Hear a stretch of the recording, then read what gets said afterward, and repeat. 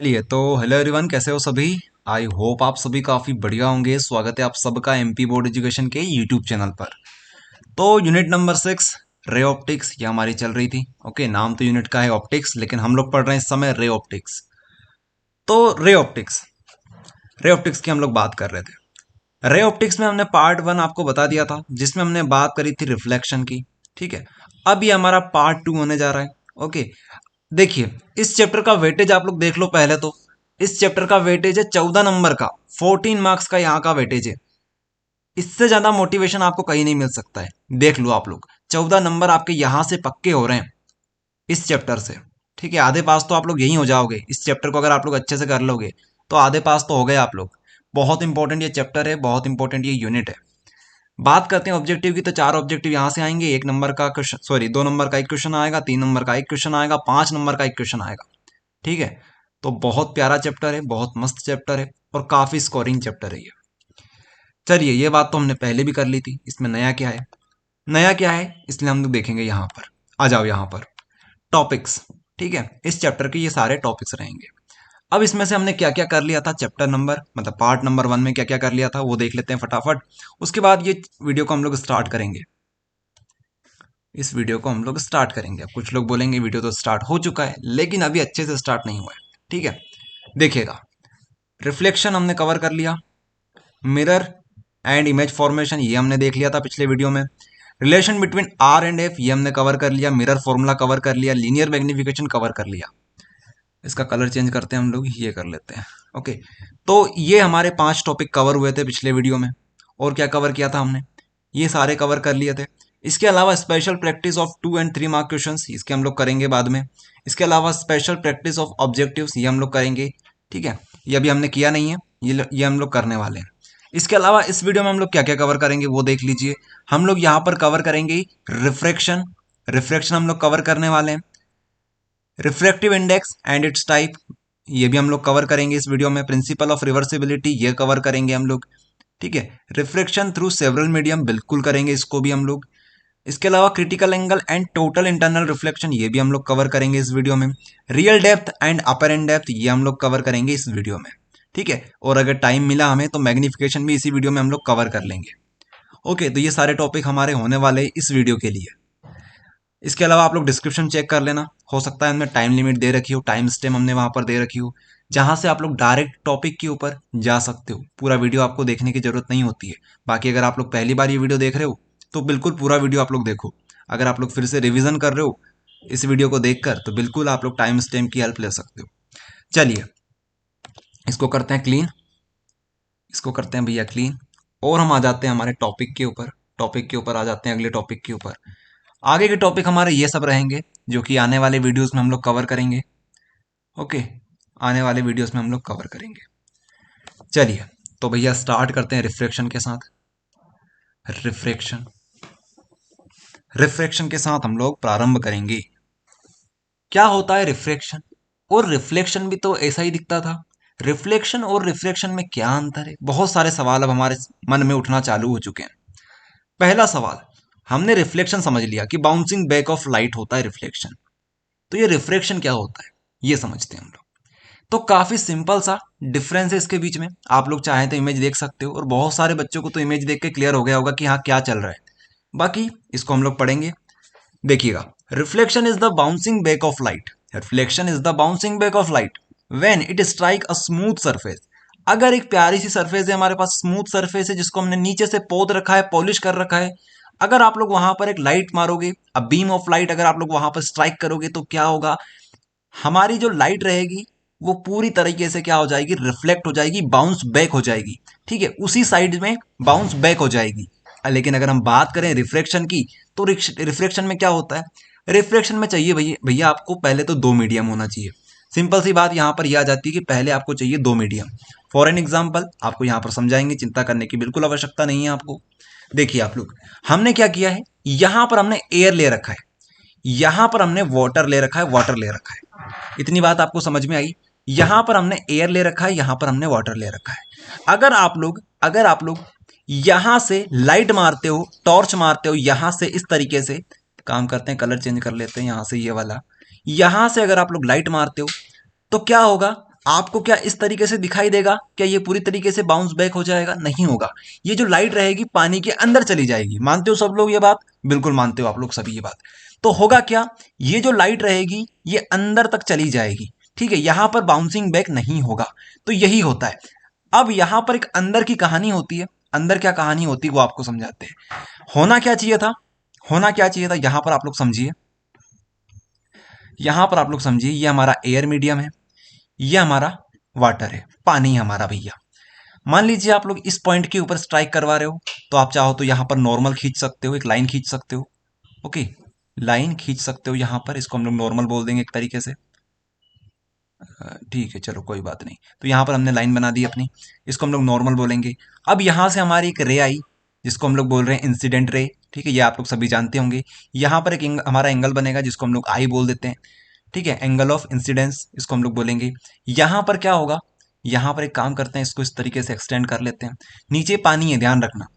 अब होना क्या चाहिए था कि इस रे को इस तरीके से जाना चाहिए था, इस तरीके से इस रे को चला जाना चाहिए था, लेकिन ऐसा नहीं हुआ। ऐसा नहीं हुआ। ये जो रे रहेगी ये थोड़ी सी बैंड हो जाएगी, ठीक है, towards normal, towards normal, normal की तरफ ये थोड़ी सी बैंड हो जाएगी। आप लोग देख पा रहे होंगे, इसको ऐसा जाना चाहिए था, लेकिन ये जा कैसी रही है, ऐसी जा रही है। ये होता है अंदर। अब ऐसा जरूरी नहीं है कि ये हमेशा नॉर्मल की तरफ ही झुके, नॉर्मल की तरफ ही बैंड हो, ऐसा जरूरी नहीं है। ऐसा भी हो सकता है नॉर्मल से दूर चली जाए। फॉर एन एग्जाम्पल, यहां पर हम लोग एक काम करते हैं, इसी को क्लीन करके बता देते हैं आपको। यहां पर देखिए, अगर मान लो, अगर मान लो यहां पर एयर की जगह पर वाटर होता और वाटर की जगह पर अगर हमारे पास एयर होता, ठीक है, यहां पर हमने वाटर बना दिया अपना, यहां पर हमने एयर बना दिया। अब क्या होगा, अब ये समझो पानी से एक रे आ रही है। अब कुछ बच्चे सोचेंगे पानी से कैसे आएगी रे, तो भैया आ सकती है, ठीक है, पानी के अंदर बैटरी जला लो, या फिर पानी के बाहर भी, मतलब पानी रहेगा पानी के नीचे, आप लोग चाहो तो इस तरीके से कर सकते हो। बीच में पानी रखा हुआ है, यहां से आपने लाइट मारी, ठीक है, तो इस तरीके से आप लोग अज्यूम कर सकते हो। समझने वाले समझ गए होंगे किस तरीके से हम लोग यहाँ पर बताना चाह रहे हैं। तो देखिएगा, ये पानी है, ये हमारा एयर है। अब जैसे ही हमारी रे इस तरीके से आएगी, इस पॉइंट को हिट करेगी, होना क्या चाहिए था, इसको सीधा जाना चाहिए था, लेकिन ऐसा नहीं हुआ। अब ये फिर से बेंड हो जाएगी। अब किस तरफ बेंड होगी ये जाएगी away from normal. Away from normal मतलब ये है कि ये इस तरीके से बेंड हो जाएगी, इस तरीके से ये झुक जाएगी, उस तरफ झुक जाएगी, ठीक है, अवे फ्रॉम नॉर्मल। क्या बोलेंगे इसको हम लोग, अवे फ्रॉम नॉर्मल, नॉर्मल से दूर। और पिछली बार क्या हुआ था, ठीक है, towards the normal, towards the normal. तो ये कंडीशन होती है, ठीक है। अब आपको समझाते हैं कि वाटर का क्या केस रहेगा, एयर का क्या केस रहेगा। आपको सिंपल सी बात तो समझ में आ गई कि रिफ्रैक्शन का मतलब ये है कि यहाँ पर दो मीडियम होंगे, अलग अलग मीडियम होंगे। यहाँ पर हमारी जो लाइट रहेगी वो क्या होगी, बैंड हो जाएगी। क्या हो जाएगी, बैंड हो जाएगी, थोड़ी सी टिल्ट हो जाएगी। ये आप लोग यहाँ पर देख सकते हो इस प्रकार से। तो यही बात हमने यहाँ पर सिंपल भाषा में लिख दी है, बिल्कुल सिंपल लैंग्वेज में लिखा हुआ है, ठीक है, यहाँ पर आप लोग देख सकते हो। अब आपको बताते हैं क्या रहेगा वाटर का केस, क्या रहेगा एयर का केस। एयर, एयर क्या होती है, हमारी गैस होती है। अरे एयर मतलब एक तरह से हवा, हवा मतलब गैस। समझ रहे हो आप लोग सभी, ये चीज तो आप लोगों को समझ में आ रही होगी। अब जो एयर होती है वो रेयर होती है। क्या होती है, रेयर। क्या होती है, रेयर होती है। रेयर का मतलब है कि यहां पर जो मॉलिक्यूल्स होते हैं वो काफी दूर दूर होते हैं। आपने पढ़े होंगे सॉलिड, लिक्विड, लिक्विड और गैस, ठीक है। तो यहां पर जो मॉलिक्यूल्स होते हैं वो काफी दूर दूर होते हैं, तो इसको हम लोग बोलते हैं रेयर। लेकिन अगर हम बात करें वाटर की, तो वाटर क्या होता है, डेंसर होता है। इसकी यहाँ पर इसकी जो डेंसिटी होती है काफी ज्यादा होती है, इसलिए हम इसको बोलते हैं डेंसर। क्या बोलते हैं इसको, डेंसर बोलते हैं। ध्यान रखिएगा, हवा हमारी रेयर है और वाटर हमारा डेंसर है, डेंस है, ठीक है। ये बात आपको ध्यान रखनी है। तो जब भी वाटर की बात आएगी, जब भी वाटर की बात आएगी नीचे के साइड, तो हमारी जो रे होगी वो नॉर्मल की तरफ झुक जाएगी, ठीक है, towards the normal, towards the normal ये हो जाएगा। अगर केस उल्टा हुआ तो क्या होगा, उल्टा केस हुआ कि हमारा वाटर ऊपर है और नीचे हमारे पास एयर है, तो क्या होगा भैया ऐसे केस में, तो ऐसे केस में क्या होगा, हमारी जो रे रहेगी वो नॉर्मल से दूर भागेगी, ठीक है। ऐसे ही जाना चाहिए था इसको, लेकिन ये इस तरीके से जाएगी। आई बात समझ में, अवे फ्रॉम नॉर्मल हो जाएगी ये इस तरीके से। ये बात आपको ध्यान रखनी है, ओके। तो ये सिंपल सी बात थी, जिसको आप लोग यहां पर देख सकते हो डायग्राम में। इसको पहले क्लीन कर लेते हैं पूरा। ये बात आप सभी को नोट कर लेनी अगर करना चाहो तो, बाकी अभी आपको नोट्स आगे दिखा देंगे, ठीक है। तो ये चीज़ हमने आपको बता दी। यहाँ पर सारी चीज़ें लिखी हुई है, आप लोग यहाँ पर देख सकते हो। यहाँ पर अगर आप लोग चाहो तो वीडियो को जूम कर लो और यहाँ पर इस इमेज को देख लो, इस इमेज को देख लो, और ये जो नोट्स लिखे हुए हैं आपके लिए, ये आप लोग पढ़ लीजिए। अच्छा, तो एक काम करते हैं, पहले हम ही आपको पढ़ के सुना देते हैं, क्योंकि काफ़ी सारे बच्चे होते हैं जिनको आलस आता है पढ़ने में। सुनिएगा ध्यान से। The phenomena of change in the path of light when it passes through one transparent medium to another transparent medium called reflection of light. क्या समझे आप लोग? यहां पर यही हो रहा है, the phenomena of change in the path of light. जो लाइट का रास्ता होगा वो क्या हो जाएगा? चेंज हो जाएगा। कब चेंज हो जाएगा? When it pass through one transparent medium to another transparent medium. जब एक मीडियम से दूसरे मीडियम में हम लोग प्रवेश करेंगे, और इसी को क्या कहा जाता है? चेंज इन पाथ को आप लोग क्या कह सकते हो? रिफ्लेक्शन कह सकते हो। बेंडिंग ऑफ लाइट भी आप लोग लिख सकते हो। 2-3 तरीके से आप लोग डेफिनेशन बना के यहाँ पर लिख सकते हो, कोई दिक्कत नहीं है। ओके, उसके अलावा आगे बात करते हैं। When light rays passes through optically rare to optically denser. अब ये जरूरी चीज है जो आपको बताया था हमने, यहां पर लिखा हुआ है। इसको ऐसा कर लेते हैं, यहां पर देखिए आप लोग, यहां पर आपको फोकस करना है, ठीक है। कलर ये कर लेते हैं, देखिएगा। When light ray passes through optically rare, optically rare, अगर रेयर मीडियम से डेंसर मीडियम में लाइट आ रही है, रेयर क्या होता है? एयर होता है, ठीक है, रेयर एयर, और नीचे क्या हमारा? Denser medium, denser. तो अगर हमारी रे एयर मीडियम से डेंसर मीडियम में आती है तो क्या होगा? Then it bends toward the normal, it bends towards the normal. तो ये नॉर्मल की तरफ झुक जाएगी। क्या होगा? नॉर्मल की तरफ झुक जाएगी। कौन सा केस है ये वाला केस आप लोग देखिए, ठीक है। यहां पर ये रेयर मीडियम है, ये हमारा डेंसर मीडियम है, तो ये क्या हुआ? ये नॉर्मल की तरफ झुक गई, टुवर्ड्स द नॉर्मल हो गया यहां पर। और इसका अपोजिट क्या होगा? वो ऊपर है, ये ऊपर रहा। ये बात यहां पर लिखी हुई है। समझ गए आप लोग? काफी सिंपल बात है, जो कि आपको हमने पहले ही बता दिया, और ये काफी इंपॉर्टेंट भी है। इसी के ऊपर पूरी कहानी आगे चलने वाली है। ओके, चलिए, तो आप लोग यहां पर पूरा पढ़ लेंगे, कुछ भी नहीं है यहां पर, जो चीजें बतानी थी आपको बता दिया। आगे बढ़ते हैं भैया, क्या करते हैं? आगे बढ़ते हैं। अच्छा, तो हमें रिफ्लेक्शन समझ में आ गया। ये जो रिफ्लेक्शन है, ये 2 नंबर में आपसे पूछा जा सकता है, 2 नंबर से ज्यादा में नहीं आएगा। रिफ्लेक्शन की हम लोग बात कर रहे हैं, रिफ्लेक्शन की डेफिनेशन आपसे पूछी जा सकती है 2 नंबर में। 3 नंबर में आपसे क्या पूछा जा सकता है यहाँ पर? अभी 3 नंबर के क्वेश्चन अभी आए नहीं है, ठीक है, अभी 2 नंबर के क्वेश्चन हमारे चल रहे हैं, और ये ऑब्जेक्टिव में आपसे पूछा जा सकता है। वैसे ऑब्जेक्टिव में यहाँ से चांसेस कम है कि इस तरीके से आपसे ऑब्जेक्टिव पूछा जाएगा, लेकिन अब जो हम लोग पढ़ने जा रहे हैं, ये 2 नंबर के लिए इंपॉर्टेंट है और साथ में ऑब्जेक्टिव के लिए भी इंपॉर्टेंट है। इस टॉपिक का नाम है law of reflection, refraction, very sorry, law of refraction. क्या है लॉ ऑफ रिफ्लेक्शन? जिस प्रकार से हमने रिफ्लेक्शन के कुछ नियम देखे थे, उसी प्रकार से यहां पर है रिफ्लेक्शन के कुछ नियम। यहां पे आप लोग देखेंगे, पहला नियम क्या बोलता है? The incident ray normal to the surface and refracted ray at the point of incidence are lies in the same plane, are lies in the same plane. For example, या फिर such that plane of paper. ये जो incident ray रहेगी, normal रहेगी और reflected ray रहेगी, ये सभी एक ही प्लेन के ऊपर आप लोग डिजाइन कर सकते हो, एक ही प्लेन के ऊपर आप लोग डिजाइन कर सकते हो। फॉर एन एग्जाम्पल, यहां पर आप लोग देखेंगे, ये हमारा मान लो एक कागज है, कागज का टुकड़ा है, ये हमारा एक कागज का टुकड़ा है। क्या आप लोग यहां पर डिजाइन कर सकते हो इस तरीके से? ये देखिए, इस तरीके से आप लोग डिजाइन कर सकते हो कि ये हमारी आई कौन सी रे? ये हमारी आई इंसिडेंट रे, ठीक है, इंसिडेंट रे। ये गई हमारी रिफ्रेक्टेड रे, ठीक है। इस तरीके से थोड़ा सा बेंड कर लेना इसको, और लेकिन समझ गए होंगे आप लोग।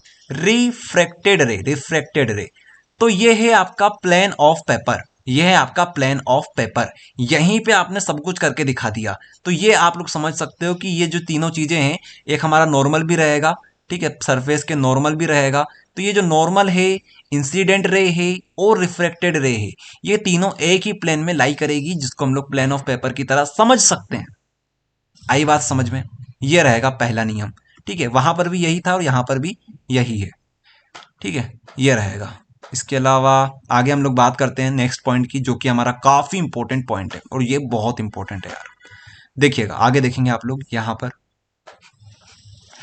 The ratio of sine, the ratio of sine of angle of incidence to the angle to the sine of angle of refraction is a constant quantity called refractive index of medium. It is denoted by mu. It is denoted by mu. क्या है ये चीज? ये चीज काफी important है, ध्यान रखिएगा आप लोग। हम लोग यहाँ पर एक डायग्राम बनाएंगे, उसके हिसाब से आपको समझाएंगे। ये हमारी सरफेस हो गई, मान लीजिए ऊपर हमारे पास एयर है, नीचे हमारे पास क्या है, वाटर मान लो, ग्लास मान लो, कुछ भी मान सकते हो। लेट से ग्लास, ग्लास भी क्या होता है, डेंसर होता है, ध्यान रखिएगा। एयर जो होता है वो हमारी रेयर होती है, बाकी ग्लास हो गया, वाटर हो गया, प्रिज्म हो गया, ये सभी क्या होते हैं, डेंसर होते हैं। ओके, ये हमने एक नॉर्मल डिजाइन कर लिया। लेट से इसको नॉर्मल लिख देते हैं, नॉर्मल। अब यहाँ से ये कलर ले लेते हैं बिल्कुल। अच्छा, यहाँ पर ज़्यादा कलर भी मिल जाएंगे क्या हमें? यहाँ से हम लोग ग्रीन कलर लेके देखते हैं इस बार। तो ये हमारी रे आई भैया, कौन सी? ये हमारी रे आएगी इंसिडेंट रे, इंसिडेंट।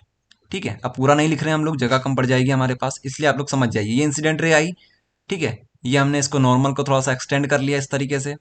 इसको जाना चाहिए था कैसे, इस तरीके से इसको जाना चाहिए था, लेकिन ग्लास है ये, तो क्या होगा, ये झुक जाएगा, टुवर्ड्स दी नॉर्मल हो जाएगा। तो ये इस तरीके से आप लोग बना सकते हो, अपनी कॉपी में अच्छे से बनाइएगा लाइन को।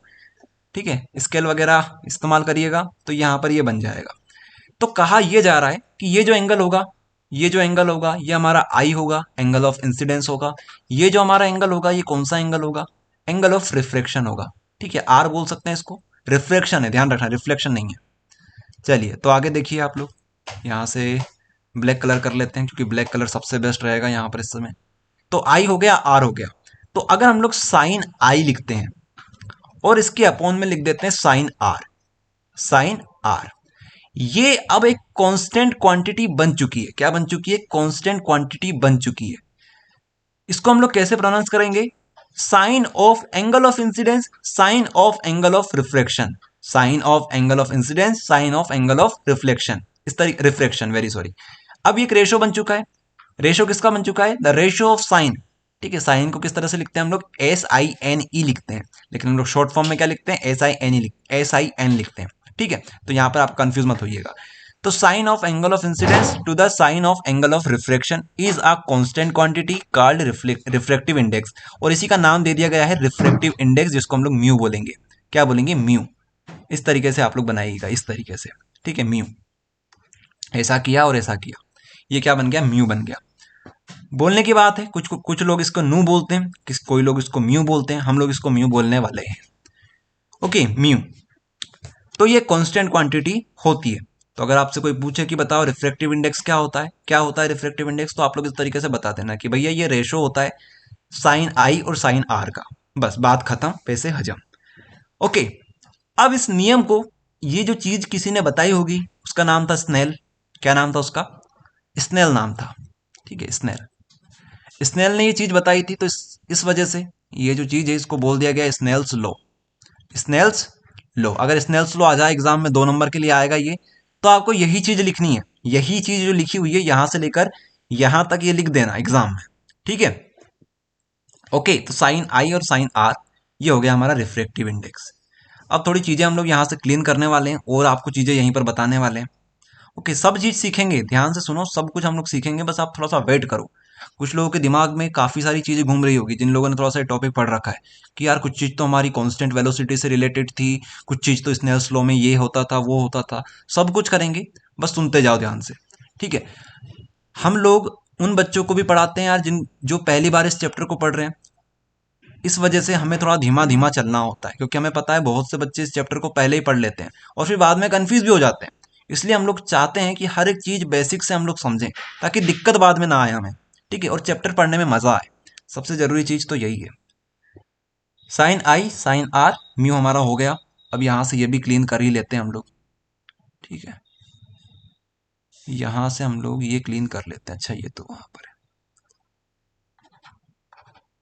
ओके, यहां से ये हमने क्लीन कर लिया।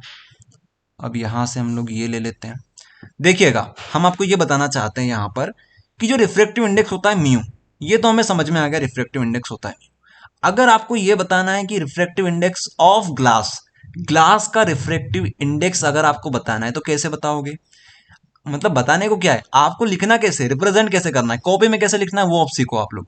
रिफ्रैक्टिव इंडेक्स ऑफ ग्लास का कैसे लिखोगे, तो यहां पे लिखोगे G, G for glass, G for glass. अब किसके रिस्पेक्ट में हम लोग बात कर रहे हैं, एयर के रिस्पेक्ट में बात कर रहे हैं, तो यहां पे आप लोग लिखोगे एयर। ठीक है, तो आप लोग इसको कैसे प्रोनाउंस करोगे, refractive index of glass with respect to air, refractive index of glass with respect to air. इस तरीके से आपको प्रोनाउंस करना है। अब एक और बात ध्यान रखो, इसको हम लोग बोलेंगे एयर, यहां पे जो लिखा हुआ है इसको हम लोग यहां पे लिख रहे हैं air glass, air glass interface, air glass interface. ध्यान रखिएगा ये बहुत इंपॉर्टेंट चीज है, एयर ग्लास इंटरफेस। ये जो फंडा हमने बना रखा है ना, इसको हम लोग ये भी बोल सकते हैं air glass interface, air glass interface, air glass interface, ये भी हम लोग यहां पर बोल सकते हैं। ओके, तो reflective index of glass with respect to air, ये हम लोग यहां पर प्रोनाउंस करने वाले हैं। अब ये क्या चीज लिखी हुई है ये भी हम लोग समझेंगे। ठीक है, इतनी बात आपको समझ में आ गई, किस तरीके से आपको बताना है, क्या चीज बतानी है, ये आपको समझा दिया हमने। अब देखो यार, आप लोग खुद से बताना ये क्या चीज लिखी हुई है, म्यू ए डब्ल्यू। तो इसको आप लोग कैसे प्रोनाउंस करोगे, refractive index of air with respect to water, water. आई बात समझ में। और अगर आपको इस तरीके से बताना है तो कैसे बताओगे, water water air interface, water air interface. आई बात समझ में, इस तरीके से आपको यहां पर बताना रहेगा। अब इसको क्लीन करते हैं हम लोग। ओके, इसको हम लोग क्लीन करते हैं यहाँ पे। ठीक है, इसको बंद कर देते हैं। ये बात समझ में आ गई, ये आप चाहो तो नोट करते चलो। यहां पे आ जाओ, रिफ्रेक्टिव इंडेक्स को आप लोग कुछ इस तरीके से भी समझ सकते हो। ओके, यहां पर देखिए एक इमेज हमने डाउनलोड करी थी इंटरनेट से, तो यहां पर आपको समझा देते हैं, काफी आसानी से समझ में आ जाएगा। देखिए, रिफ्रेक्टिव इंडेक्स को आप लोग म्यू की तरीके से आप लोग बता सकते हो। एक तरीका होता है न्यू बताने का, नू, कुछ लोग इसको नू बोलते हैं, नू, एन नाम है, ऊ की मात्रा नू। ठीक है, दोनों एक ही चीज है कि जिस तरीके से आपको रिप्रेजेंट करना है वैसे कर सकते हो। जैसे यहाँ पर एन लिखा हुआ है तो ये नू है, क्या है, ये नू है, और हम लोग इसको क्या बोलते हैं, म्यू बोलते हैं। ठीक है, चलिए, तो ये तो बात हुई कि किस तरीके से इसको प्रोनाउंस करना है, लिखना कैसे है। तो वो आपके ऊपर है, जो आपको अच्छा लगे वो लिख सकते हो। ओके, तो यहाँ पे आपको जो बताना है वो यहाँ पर आपको बताएंगे। ऊपर हम लोग मान लेते हैं एयर है, ठीक है, वैक्यूम और एयर एक ही बात है। नीचे हम लोग लिख लेते हैं वाटर, वैक्यूम मतलब जहां पर कुछ भी ना हो। ठीक है, तो ये वैक्यूम है, नीचे वाटर है। वैक्यूम क्या होगा, रेयर, ये होगा डेंसर, तो हमारी जो लाइट होगी वो बैंड हो जाएगी इस तरीके से। तो आप लोग रिफ्रैक्टिव इंडेक्स को क्या बोल सकते हो, speed in vacuum, speed in vacuum air upon speed in water, upon speed in water, या फिर जो भी मीडियम आप लोग यूज कर रहे हो उसकी हम लोग बात करेंगे। तो सिंपल सी बात है, अगर किसी एक पर्टिकुलर मीडियम का आपको रिफ्रैक्टिव इंडेक्स निकालना है, जैसे वाटर, ये वाटर का निकालना है आपको, तो आप लोग क्या बोलोगे, स्पीड इन वैक्यूम, वैक्यूम को ले लो। ठीक है, वैक्यूम को ले लो आप लोग, स्पीड इन वैक्यूम। ठीक है, वैक्यूम को ले लिया आपने, वी लिख लो यहां पर। वी नहीं लिखेंगे हम लोग, एक काम करते हैं सी लिख लेते हैं। ठीक है, सी मतलब speed, speed of light, speed in vacuum upon speed in medium. Medium कौन सा हमारे पास, अभी वाटर है, तो यहां पर हम लोग वी लिख लेते हैं। अब ध्यान से सुनो, ध्यान से एक बात सुनना आप लोग, म्यू जो रहेगा वो होगा सी बाई वी। अब सी यहां पर क्या है, स्पीड इन वैक्यूम, और वी हमारा क्या है, स्पीड इन मीडियम। तो जो लाइट की स्पीड होगी एयर मीडियम में, वैक्यूम मीडियम में, और जो लाइट की स्पीड होगी इस मीडियम में, जो भी आप लोग मीडियम यूज कर रहे हो, यहां पर हमने वाटर यूज किया है, तो इन दोनों का जो रेशो बनेगा वो भी हमारा क्या कहलाएगा, रिफ्रैक्टिव इंडेक्स कहलाएगा। ठीक है, तो याद करना आपके लिए बहुत आसान हो जाएगा इसको, अगर आप लोग इस तरीके से समझोगे, जो कि हम आपको बताने वाले हैं। इसको क्लीन करते हैं पहले। तो यहां पर देखो, हमने आपको पहले क्या बताया था कि refractive index of water with respect to, यहां पर वैक्यूम है तो हम लोग सभी देर के लिए एयर मान लेते हैं। तो अगर आप इसको लिखना चाहो तो कैसे लिखते थे, साइन आई अपॉन साइन आर। और अब आप लोग इसी को क्या लिख सकते हो, V1 अपॉन V2 लिख सकते हो, V1 अपॉन V2। ये V1 क्या है, ये V1 है हमारा वैक्यूम का, और V2 हमारा क्या है, V2 हमारी स्पीड है वाटर के अंदर। इस तरीके से भी आप लोग अब बता सकते हो। तो ये फॉर्मूला भी आपको ध्यान रखना है। Okay, speed in vacuum upon speed in medium, ये फॉर्मूला भी आपको ध्यान रखना है। ओके, चलिए, तो इतनी बात हमें समझ में आ गई कि हमें दो फॉर्मूला याद करना है। किस किस का याद करना है, रिफ्रैक्टिव इंडेक्स को याद करना है। आगे बढ़े, ये काम आएगा जब हम लोग डिपेंडेंसी पढ़ेंगे, रिफ्रैक्टिव इंडेक्स की डिपेंडेंसी पढ़ेंगे वेवलेंथ के ऊपर, वहां पर ये फॉर्मूला काम आएगा, ऑब्जेक्टिव में काम आएगा, इसके अलावा ये कहीं भी काम नहीं आएगा। ठीक है, दो जगह काम आएगा, एक तो ऑब्जेक्टिव में काम आएगा, एक हम लोग डिपेंडेंसी पढ़ेंगे वहां पे काम आएगा। बाकी जो मेन फॉर्मूला है वो ये रहा, यही काम आएगा सबसे ज्यादा। आगे बढ़ते हैं, अब हम लोग बात करेंगे टाइप्स ऑफ रिफ्रैक्टिव इंडेक्स की। टाइप ऑफ रिफ्रैक्टिव इंडेक्स की हम लोग बात करेंगे। तो दो प्रकार के रिफ्रैक्टिव इंडेक्स हमारे पास हो सकते हैं। एक होता है एब्सोल्यूट रिफ्रैक्टिव इंडेक्स, एक होता है रिलेटिव रिफ्रैक्टिव इंडेक्स। क्या चीजें हैं ये और रिफ्रैक्टिव इंडेक्स के टाइप कैसे बन गए उसके ऊपर हम लोग बात करते हैं। काफी सिंपल चीज है, काफी सिंपल चीज है। देखिए आप लोग समझने की कोशिश करो पहले तो कि रिफ्रैक्टिव इंडेक्स क्या चीज है। ये रिफ्रैक्टिव इंडेक्स एक रेशो है, इसके अलावा ज्यादा कुछ नहीं है रिफ्रैक्टिव इंडेक्स। अब रिफ्रैक्टिव इंडेक्स की बात नहीं, अब आपको ये समझना जरूरी है कि रिफ्रैक्टिव इंडेक्स में आ रहा है रिफ्रैक्टिव, रिफ्रैक्टिव और रिफ्रैक्टिव टर्म किससे जुड़ी हुई है, रिफ्रैक्शन से जुड़ी हुई है। और रिफ्रैक्शन जो होता है वो मांगता है भैया दो मीडियम। क्या मांगता है, दो मीडियम। तो बस हम लोग दो मीडियम को चेंज करेंगे, कभी रेयर लेंगे, कभी डेंसर लेंगे, कभी डेंसर लेंगे, कभी रेयर लेंगे। इनके बीच में हम लोग चेंजेस करेंगे और हमारे पास दो टाइप बनेंगे, एक बनेगा एब्सोल्यूट, एक बनेगा रिलेटिव। इसको हम लोग समझने वाले हैं। तो पहला है एब्सोल्यूट रिफ्रैक्टिव इंडेक्स। बहुत सिंपल चीज है ये, समझाते हैं आपको। When a beam of light when a beam of light इंटर्स into a medium from air और vacuum from air or vacuum, then refractive index of medium with respect to air called, दो बार हमने called लिख दिया है कि आप लोग काट लीजिएगा, called absolute refractive index. In this case the value of refractive index is always greater than 1. क्या बात हुई यहाँ पर, काफी सिंपल चीज है जो कि यहाँ पर लिखी हुई है, बहुत से बच्चे समझ गए होंगे। अब यहाँ पर देखिए क्या बताया जा रहा है कि अगर आप लोग एक चीज को कांस्टेंट कर देते हो, ठीक है, यहां हमेशा एयर रहेगा, नीचे जो रहेगा कोई सा भी मीडियम हो सकता है अदर देन एयर, ठीक है, यहां पर हमारा डेंसर मीडियम रहेगा, सिंपल सी बात है, ठीक है, डेंसर मीडियम।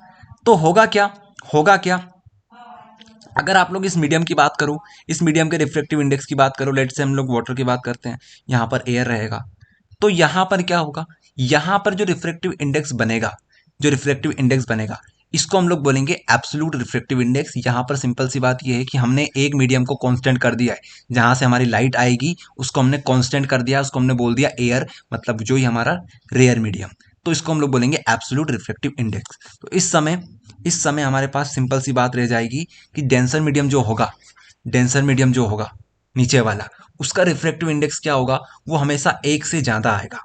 क्या आएगा, एक से ज्यादा आएगा। In this case the value of refractive index is always greater than 1, एक से ज्यादा आएगा, क्योंकि हमारा जो डेंसर मीडियम होता है अपने आप में डेंसर है, वो डेंस है। डेंस का मतलब क्या है कि यहाँ पर जो रिफ्रैक्टिव इंडेक्स होगा वो एयर के कंपेयर में ज्यादा होगा, ये ज्यादा घनत्व रखता है। ये बात आपको समझनी होगी, ठीक है। आप चाहो तो रेशो निकाल के देख सकते हो साइन आई अपॉन साइन आर का, लेकिन सिंपल सी बात यह है कि हम लोग समझ चुके हैं हमें बात किसके ऊपर करनी है, इस मीडियम के ऊपर बात करनी है। और ऊपर तो हमने कांस्टेंट रख दिया है, ऊपर तो हमने एयर बोल ही रखा है, तो नीचे वाला जो होगा वो ज्यादा घनत्व रखेगा, ज्यादा डेंस होगा, तो उसका रिफ्रैक्टिव इंडेक्स ज्यादा होगा, और रिफ्रैक्टिव इंडेक्स हमारा एक से ज्यादा होगा, सिंपल सी बात है। ओके, क्योंकि रेशो जो होगा हमारा या तो वो एक हो सकता है, एक से कम हो सकता है, एक से ज्यादा हो सकता है, तो ये एक से ज्यादा होगा। ओके, ये बात यहाँ पे होती है। अब फटाफट से दूसरा भी समझ लेते हैं, रिलेटिव रिफ्रैक्टिव इंडेक्स वो क्या बोलता है। तो रिलेटिव रिफ्रैक्टिव इंडेक्स आपको समझाते हैं। When the ray of light travel from one medium other than air, other than air, other than air, simple सी बात यहाँ पर लिखी हुई है, then the refractive index of second medium with respect to first medium called refractive index, relative refractive index. क्या मतलब हुआ इसका, इसका मतलब सिंपल सा ये है कि when the ray of light travel from one medium, अगर हमारी रे ऑफ लाइट जो है वो एक मीडियम से आती है एयर को छोड़कर, एयर को छोड़कर, तो हम लोग समझ चुके हैं यहां पर कि हमें एयर को छोड़कर कोई सा एक मीडियम कांस्टेंट कर देना है। ये जो मीडियम होगा वो एयर को छोड़कर कोई सा भी ले सकते हो आप लोग, मतलब सिंपल सी बात है, यहां पर डेंसर मीडियम हमने क्या करा है, कांस्टेंट कर दिया है। अब यहां से रे आएगी, ठीक है, अब यहां पर कोई सा भी मीडियम हो सकता है, यहां पर एयर हो सकता है, यहां पर कोई डेंसर मीडियम हो सकता है, कुछ भी यहां पर हो सकता है, लेकिन यहां पे क्या होगा, यहां पर एयर कभी नहीं हो सकता है। तो डेंसर मीडियम से अगर लाइट यहां पे आएगी, ठीक है, और पता चला कि यहां पर एयर है, यहां पर एयर है, तो क्या होगा, ये जो हमारी रे ऑफ लाइट होगी वो इस तरफ झुक जाएगी, ठीक है, अवे फ्रॉम नॉर्मल हो जाएगी। लेकिन अगर ये केस हुआ तो कि यहां पर डेंसर मीडियम है, ठीक है, यहां पर भी डेंसर मीडियम है, ओके, यहां पर भी डेंसर मीडियम है, यहां से हमारी रे ऑफ लाइट आई, इसको जाना चाहिए था सीधा, लेकिन ये जो डेंसर मीडियम है, अब हमें कंपेयर करना पड़ेगा कि कितना डेंसर है, ठीक है, ये कितना डेंसर है और ये कितना डेंसर है। जो ज्यादा डेंसर होगा उसकी हम लोग बात मानेंगे। मान लो ये ज्यादा डेंसर है, ये ज़्यादा डेंसर है, तो क्या होगा, रे ऑफ लाइट हमारी जो होगी वो थोड़ी सी क्या हो जाएगी, टुवर्ड्स द नॉर्मल हो जाएगी, थोड़ी सी बेंड हो जाएगी। तो यहाँ पर दोनों केस बन सकते हैं। In this case the value of refractive index either greater than greater than 1 और less than 1। Okay, in this case the value of refractive index greater than 1 और लेस देन 1। यहाँ पर 1 से ज़्यादा हो सकती है, 1 से कम भी हो सकती है, ये बात यहाँ पर बताना चाहते हैं। उसमें क्या किया था हमने, उसमें ऊपर हमने एयर रख दिया था, कांस्टेंट कर दिया था। इसमें क्या किया, इसमें हमने ऊपर डेंसर रख दिया, कांस्टेंट कर दिया। ये बात आपको समझनी जरूरी है, ठीक है। काफ़ी सिंपल सिंपल लाइन में हमने ये चीज़ें लिखी हुई है, आप लोग बस पढ़िए और समझिए इसको। चलिए, तो ये टॉपिक हमारा होता है फिनिश। काफ़ी छोटा सा टॉपिक था और ज़्यादा कोई इंपॉर्टेंट ये टॉपिक है नहीं। ये जो आपको बताया हमने कि रिफ्लेक्टिव इंडेक्स जो होते हैं वो दो प्रकार के होते हैं, एब्सोल्यूट और रिलेटिव। ये ज़्यादा इंपॉर्टेंट नहीं है, लेकिन फिर भी आपको करवा दिया हमने। ओके, एग्जाम के पॉइंट ऑफ व्यू से अगर ऑब्जेक्टिव में गलती से भी आ जाता है तो आप लोग अब लिख सकते हो, ठीक है। ऑब्जेक्टिव के अलावा यहाँ से 2 नंबर का क्वेश्चन नहीं बनेगा, इस तरीके से 2 नंबर का क्वेश्चन नहीं बनेगा। लेकिन जो आपको बताने वाले हैं वहाँ से 2 नंबर का भी बन सकता है, 3 नंबर का भी क्वेश्चन बन सकता है, जिसका टॉपिक का नाम है dependency of refractive index. Dependency of refractive index. अगर आपको छोटा सा भी डाउट हो पिछले टॉपिक्स में तो आप लोग वीडियो को पॉज करो, समझो उसको, फिर आगे बढ़ो, क्योंकि वीडियो लंबा जाने वाला है, आप लोग सभी जानते हो। आपको एक बार में पूरा वीडियो देखने की जरूरत नहीं है, आप चाहो तो बाद में देख लेना वीडियो को, अभी पॉज करो। लेकिन जो टॉपिक आपको पढ़ाए अभी हमने उनको आप लोग क्लियर कर लो, लिख लो चाहो तो, उसके बाद वीडियो को फिर से रिज्यूम करो, फिर आगे बढ़ो। तो आगे हम बात करेंगे डिपेंडेंसी ऑफ रिफ्रैक्टिव इंडेक्स की। ओके, तो रिफ्रैक्टिव इंडेक्स की हम लोग डिपेंडेंसी पढ़ने वाले हैं। डिपेंडेंसी का मतलब ये होता है कि किस किस फैक्टर के ऊपर ये डिपेंड करेगा, रिफ्रैक्टिव इंडेक्स किस किस फैक्टर के ऊपर डिपेंड करेगा, क्या चीज़ अगर हम लोग चेंज करें तो किस क्या परिवर्तन रिफ्रैक्टिव इंडेक्स में आएगा, वो हम लोग यहाँ पर देखने वाले हैं। पहला पॉइंट आता है हमारे pass on the pair of medium. On the pair of medium क्या मतलब हुआ, on the pair of medium का, हमारे पास पेयर होंगे मीडियम के, ठीक है। 2 पेयर होते हैं हमारे पास, मतलब एक पेयर होता है हमारे पास। पेयर का मतलब है जोड़ा। एक हमारे पास रेयर मीडियम, एक हमारे पास डेंसर मीडियम, या फिर हमारे पास रेयर रेयर मीडियम हो सकते हैं, या फिर डेंसर रेयर मीडियम हो सकते हैं, डेंसर डेंसर मीडियम हो सकते हैं। यही तो चीज़ होती है भैया। तो हमारे पास एक जोड़ा होगा, किसका, मीडियम का। तो उनके ऊपर ही डिपेंड करेगा। कैसे डिपेंड करेगा, पढ़ो यहाँ पर। Refractive index of denser medium with respect to air medium is always greater than 1, but refractive index of rare medium to the denser medium is less than 1।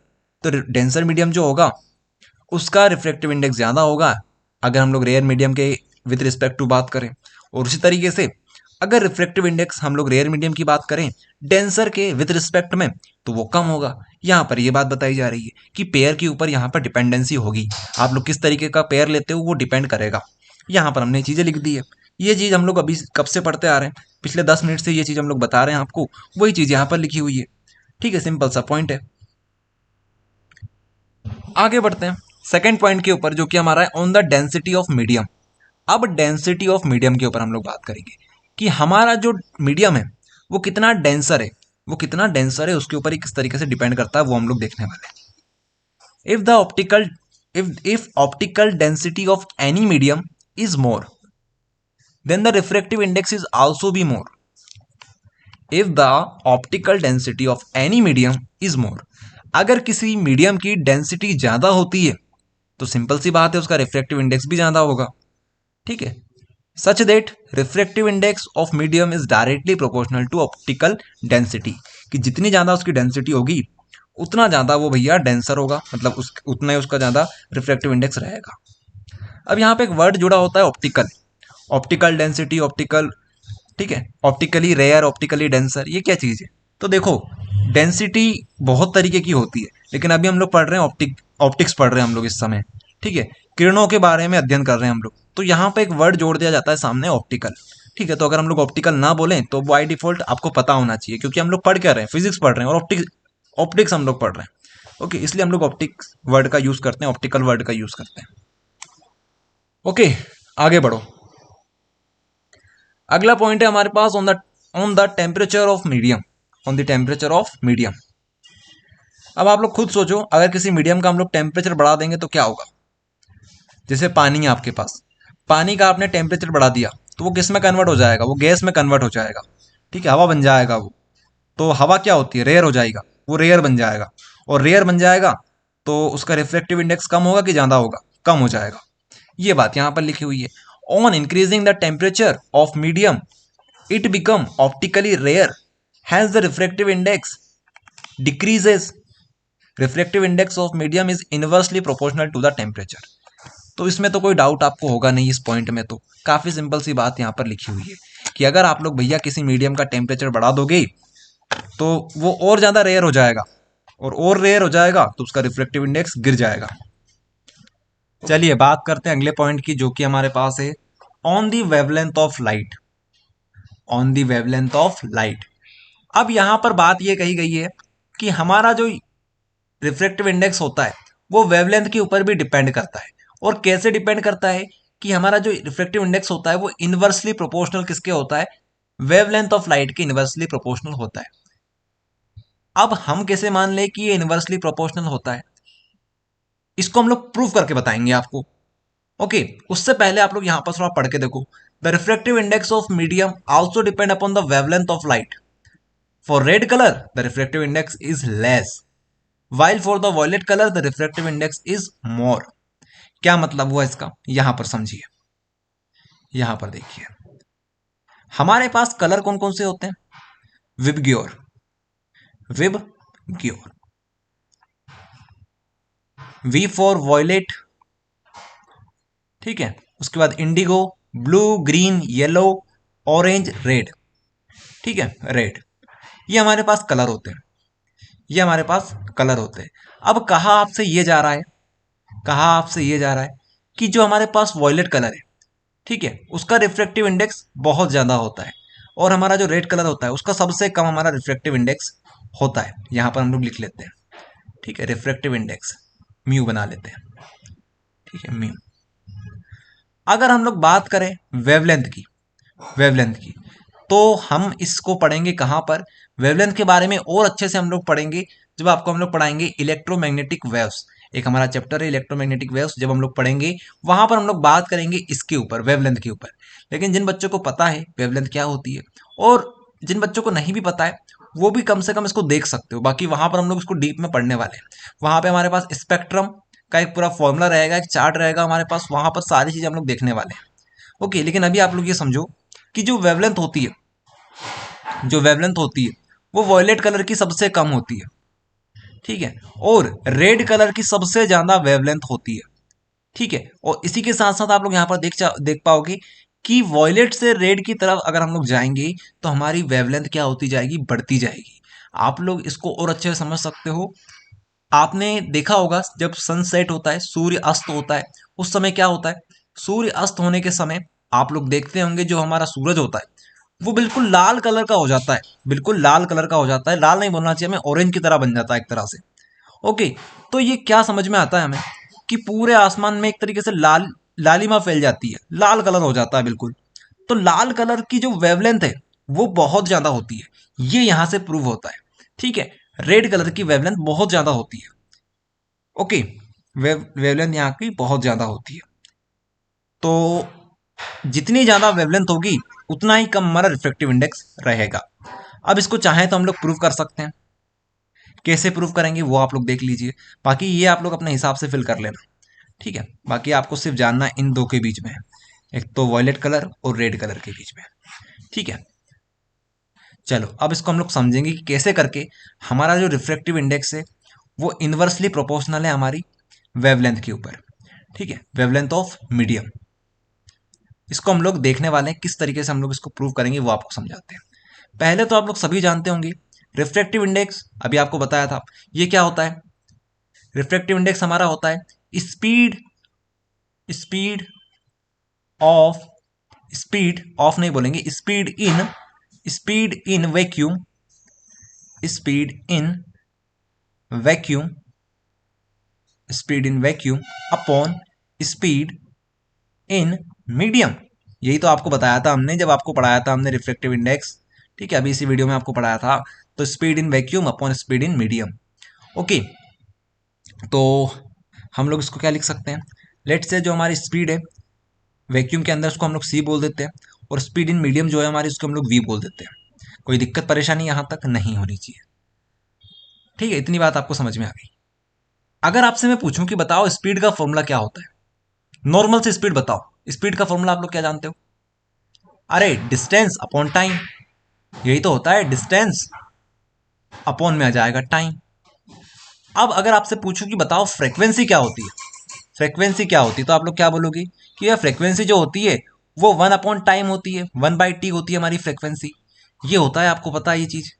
ठीक है, तो हम लोग क्या लिख सकते हैं कि distance, distance into, distance into, अब 1/t हमारे पास है, इसको हम लोग फ्रीक्वेंसी बोल सकते हैं, एफ से हम लोग फ्रीक्वेंसी को डिनोट करते हैं।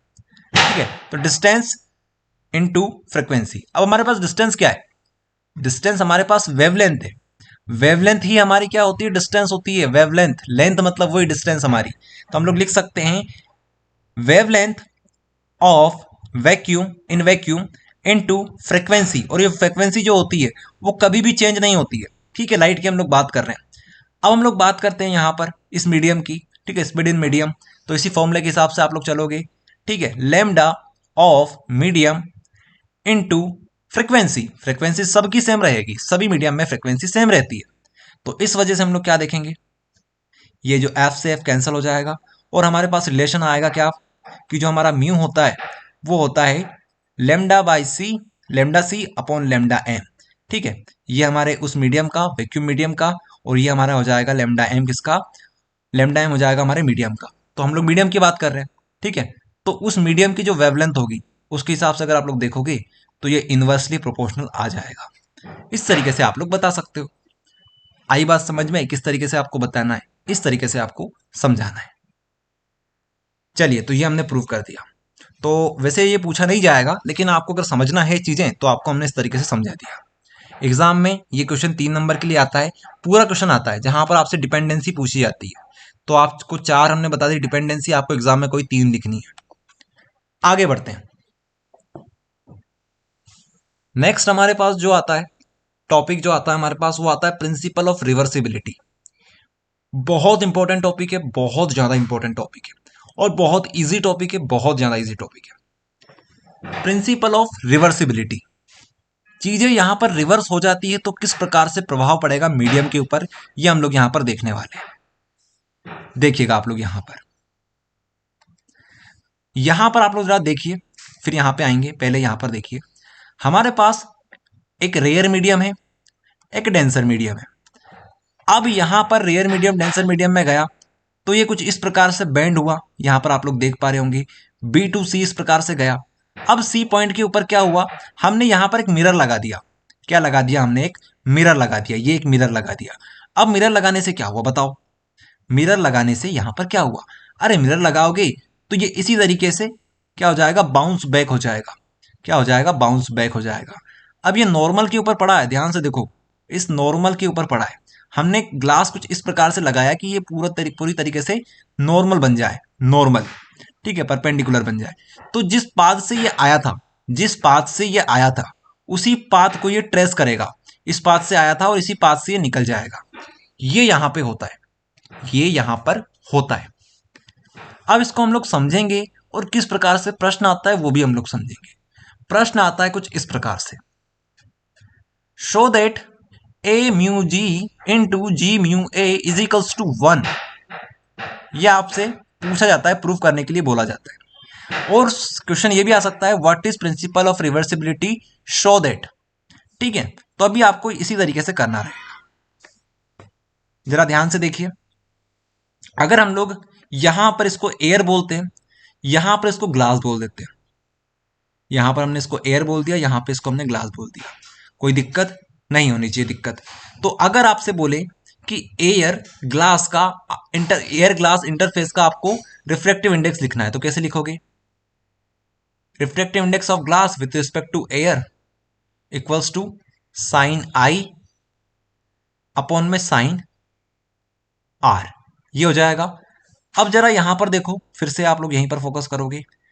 अब हमने यहां पर क्या लगा दिया, ग्लास लगा दिया, और ग्लास कुछ इस प्रकार से, सॉरी मिरर हमने लगा दिया, मिरर कुछ इस प्रकार से हमने लगाया है कि ये जो हमारे पास रे आ रही है वो परपेंडिकुलरली इस पॉइंट के ऊपर गिरेगी। तो यहां से क्या होगा, जिस पाथ से आई थी उसी पाथ को क्या करेगी, ट्रेस करेगी, रिट्रेस करेगी। ओके, उसी पाथ को ये रिट्रेस करेगी, तो इसी तरीके से ये चली जाएगी। ओके, अब जैसे ही यहां पर आई, इस पॉइंट के ऊपर यहां पे आएगी, तो क्या होगा, इस पॉइंट पे जैसे ही ये आएगी, इसको क्लीन करते हैं थोड़ा सा, जैसे ही इस पॉइंट के ऊपर ये आएगी वैसे ही क्या होगा, अब यहां पर है एयर मीडियम, यहां पर था ग्लास, तो ये अवे फ्रॉम नॉर्मल हो जाएगी, अवे फ्रॉम नॉर्मल हो जाएगी। ठीक है, ये जो नॉर्मल है इस तरीके से हमारा नॉर्मल बन जाएगा, ये हमारा नॉर्मल है, तो इससे क्या चली जाएगी, अवे फ्रॉम नॉर्मल। जाना इसको ऐसा चाहिए था, लेकिन ये जाएगी कैसे, कुछ इस प्रकार से जाएगी। तो कहने का मतलब ये है, जिस पाथ से आई थी उसी पाथ को ये फॉलो करते हुए जाएगी, ध्यान रखिएगा, जिस पाथ से आई थी उसी पाथ को ये फॉलो करेगी, तो कुछ इस प्रकार से ये निकल जाएगी। तो हम लोग लिख सकते हैं for air, refractive index of air with respect to glass क्या बनेगा, तो यहां पे हमारे पास फिर से आ जाएगा साइन। अब यहां पर आई क्या है, ये हमारा एंगल ऑफ इंसिडेंस इस समय हो जाएगा, ये आर हमारा क्या हो जाएगा, एंगल ऑफ इंसिडेंस इस समय हो जाएगा, और ये जो हमारे पास आई है ये क्या हो जाएगा, एंगल ऑफ रिफ्रैक्शन। ठीक है, ध्यान रखिएगा, उल्टा हो गया इस समय। अब दोनों का अगर आप लोग मल्टीप्लाई करोगे तो क्या होगा, इन दोनों का अगर आप लोग मल्टीप्लाई करोगे तो क्या होगा, इससे ये कैंसिल हो जाएगा, इससे ये कैंसिल हो जाएगा, बचेगा क्या आपके पास, 1 बचेगा। इस तरीके से इस क्वेश्चन को आपको सॉल्व करना है, इस तरीके से आपको इस प्रश्न को सॉल्व करना है। काफी सिंपल प्रश्न है, आप लोग समझ गए होंगे। अब थ्योरी कैसे लिखनी है वो सबसे इंपॉर्टेंट है, यहां पर इस तरीके से आप लोग देख पा रहे होंगे। ठीक है, ये सारी चीज यहां पर लिखी हुई है, पढ़िएगा आप लोग, समझिएगा इसको, काफी सिंपल क्वेश्चन है ये। ठीक है, पहली स्टेप में हमने ये बता दिया, M U G sine I by sine are.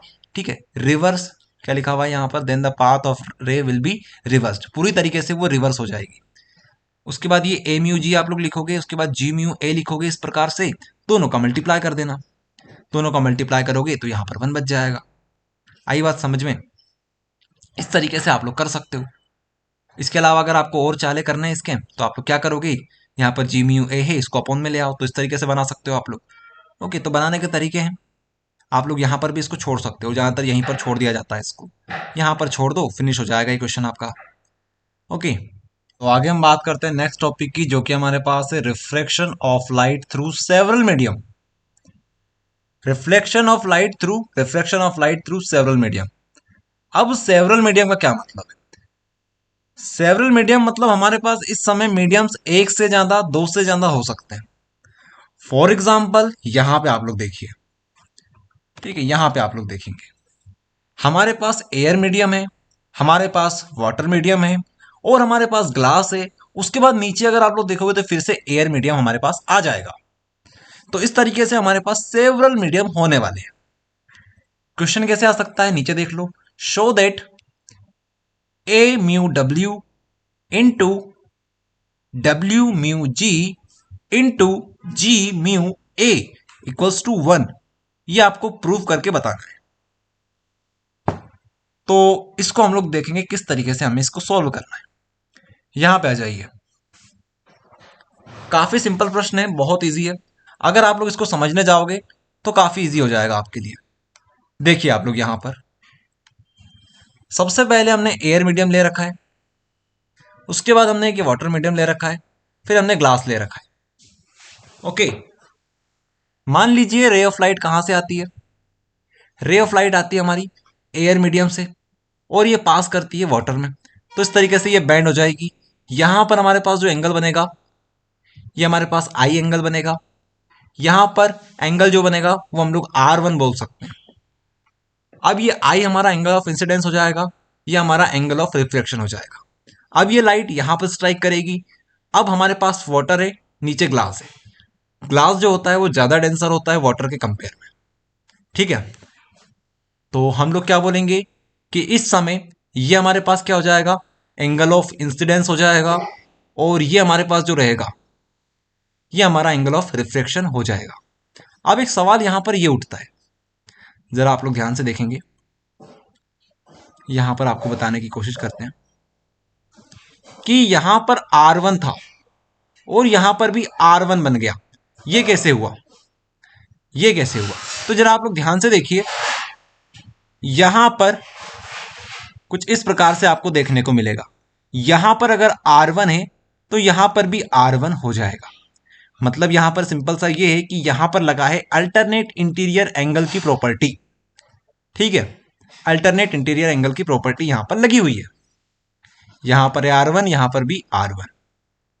Okay, उसी तरीके से हम लोग नीचे भी देखेंगे। तो मान लीजिए ये हमारा R1 था, यहां पर अब R2 बन गया। अब अगर ये R2 है तो यहां पर भी R2 बन जाएगा। और यहां पर सबसे नीचे क्या होगा वो देखो जरा। सबसे नीचे ये इंपॉर्टेंट है।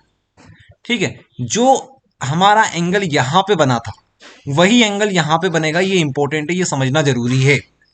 होगा क्या, ध्यान से देखो आप लोग।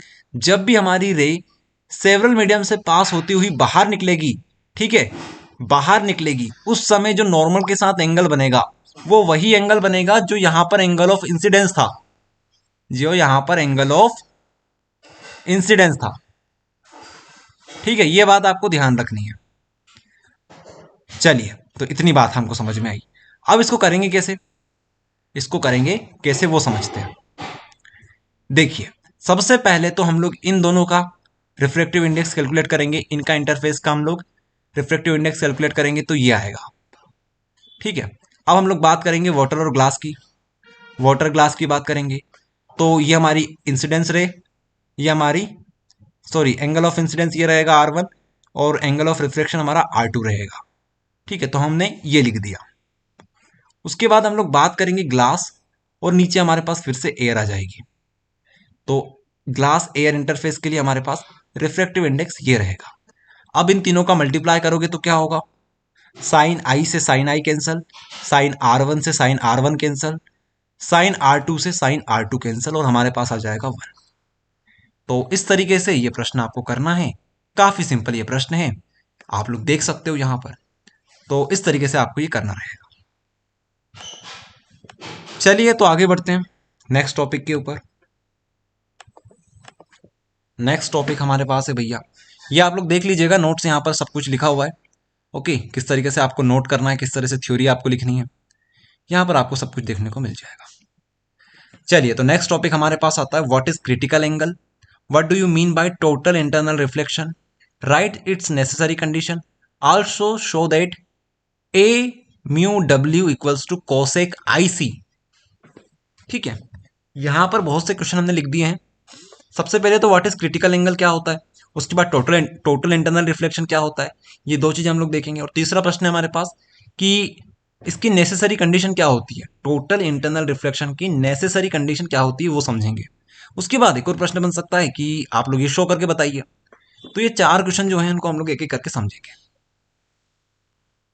चलिए, स्टार्ट करते हैं। सबसे पहले देखिएगा, अगर हमारे पास नीचे वाटर है, ऊपर एयर है, और हमारी जो लाइट है, इस बार ध्यान से देखिएगा आप लोग, यहां पर हमारी जो लाइट रे है, एक काम करते हैं कलर ये वाला कर लेते हैं।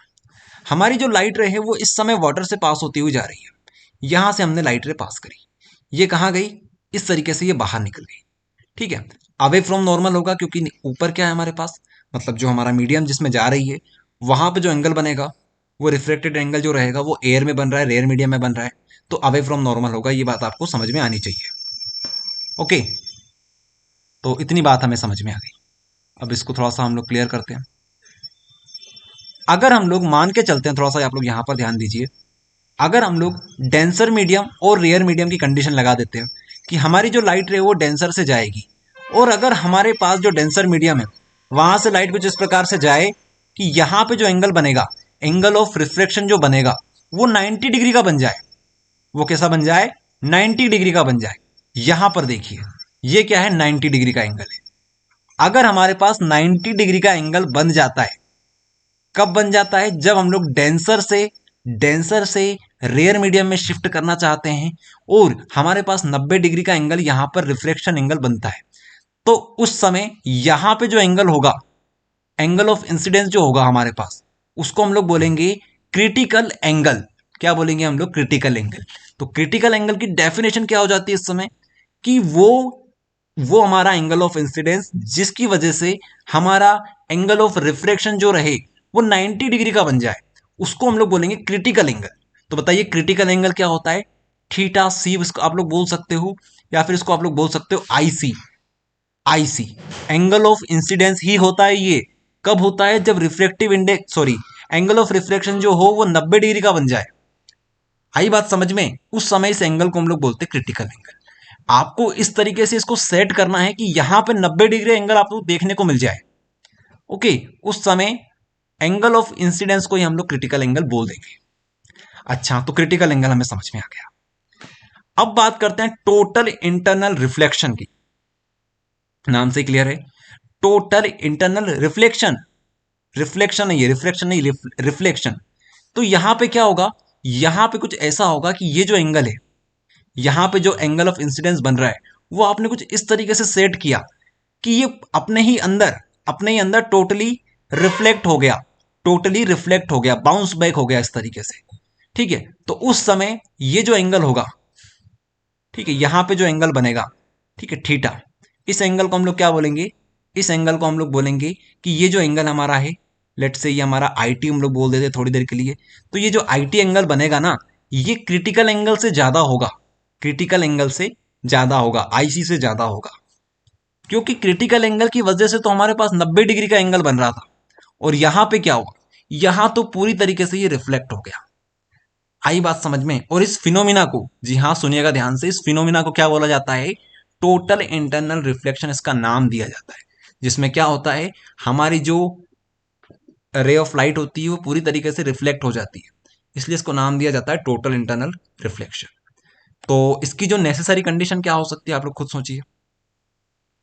पहली कंडीशन, अगर आपको टोटल इंटरनल रिफ्लेक्शन देखना है भैया, तो पहली कंडीशन तो ये कि आपके पास डेंसर मीडियम से रेयर मीडियम में आपकी रे ऑफ लाइट जानी चाहिए। दूसरी बात, जो आपके पास एंगल ऑफ इंसिडेंस बनेगा वो क्या बनना चाहिए? वो एंगल ऑफ क्रिटिकल एंगल से ज्यादा होना चाहिए। ये दो सबसे इंपॉर्टेंट कंडीशन हमारे पास बनती है कि हमारे पास जो यहां पे एंगल बनेगा ना, ये यहां पे एंगल, ये क्रिटिकल एंगल से ज्यादा होना चाहिए। ये दो हमारी कंडीशन होती है, किसके लिए? नेसेसरी कंडीशन होती है हमारे लिए। Okay, necessary condition. आई बात समझ में? चलिए अब इसको समझते हैं थोड़ा सा हम लोग। तो समझ तो गए आप लोग, लेकिन अब इसको लिखना कैसे वो समझा देते हैं आपको। चलिए देखिए आप लोग, यहां पर सबसे पहले क्रिटिकल एंगल, उसके बाद टोटल इंटरनल रिफ्लेक्शन, उसके बाद नेसेसरी कंडीशन, सब कुछ बिल्कुल एक्यूरेट लिखा हुआ है यहां पर, आप लोग पढ़िए। The angle of incidence in the denser medium at which the angle of reflection in the rare medium is 90 degree is called critical angle denoted by IC. ठीक है, ये आपको समझा दिया। उसके बाद टोटल इंटरनल रिफ्लेक्शन क्या होता है? ये एक फिनोमिना होता है, phenomena in which a ray of light travelling at an angle of incidence greater than critical angle, critical angle से ज्यादा होना चाहिए, from denser medium to rare medium is totally reflected back into the denser medium is called total internal reflection. आप video को pause करें और इसको आप लोग पढ़ के देखिए, आपको समझ में आएगा। ठीक है, नीचे देखिए आप लोग, नेक्स्ट है हमारे पास नेसेसरी कंडीशन। तो आपको पहले ही बता दी, वो दो कंडीशन यहां पर लिखी हुई है। पहली कंडीशन है the ray of light must be travel from optically denser to optically rare medium. And then second point हमारे पास आता है the angle of incidence in denser medium must be greater than critical angle. Okay, तो इस तरीके से ये हमारी नेसेसरी कंडीशन भी होती है समाप्त। आगे बात करते हैं relation between refractive index and critical angle. ये हम लोग क्यों पढ़ रहे हैं? क्योंकि यहां पे हमारा एक क्वेश्चन बच गया था कि इसको प्रूव करके बताइए कि ए म्यू डब्ल्यू इक्वल्स टू कोसेक आईसी। ठीक है, आईसी मतलब क्रिटिकल एंगल। तो इसमें हम लोग रिलेशन बताएंगे, फिर ये टॉपिक हमारा हो जाएगा पूरी तरीके से फिनिश। देखिए काफी सिंपल है, छोटा सा टॉपिक है ये। ठीक है, यहां तक चलेगा और काफी इजी है ये। Relation between refractive index and critical angle, कि दोनों में क्या रिलेशन होता है। तो मान लीजिए, यहां पर ही बता देते हैं, यहां तो सारी थ्योरी लिखी हुई है, आप लोग पढ़ लीजिएगा कि ये साइन होता है, ये साइन होता है, बाकी हम लोग डायरेक्ट यहां पर आ जाते हैं। यहां पर आपको समझा देते हैं क्या रिलेशन होता है इन दोनों के बीच में। तो देखिए, अगर हमारे पास कुछ इस प्रकार की कंडीशन दे रखी हो, refractive index of air with respect to water. ठीक है, क्योंकि हम लोग बात कर रहे हैं एयर मीडियम की, ठीक है, मतलब हम लोग बात कर रहे हैं रेयर मीडियम की with respect to denser medium की, यही तो कंडीशन हमारी बोलती है।